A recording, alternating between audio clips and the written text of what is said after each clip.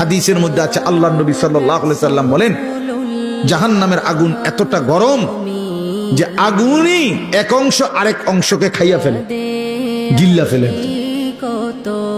এই প্রচন্ড আগুনের মধ্যে জাহান্নামীকে ফেলবে, সে চিৎকার করবে, আর ফেরেশতা তখন ধমক দিবে, আলাম ইয়াতিকুম নাদির, এই বেঈমান, তোরে কি কেউ জাহান্নামের ভয় দেখায় নাই? কোনদিন কি জাহান্নামের ভয়ের কথা শুনো নাই? কেউ কি তোমাকে ভয় দেখায় নাই? কোরআন শরীফে আছে, জাহান্নামী বান্দা তখন বলবে, ক্বালু বালা, অবশ্যই বলেছিল ফেরেশতা ভাই, মিথ্যা বলে লাভ নাই, আমার কাছে বলছিল। কাদ জাআনা নাদির, আমগো এলাকায়, আমগো বাড়িতে, আমগো মহল্লায় বহু ভয় প্রদর্শনকারী বান্দা আল্লাহর পক্ষ থেকে এসেছিল।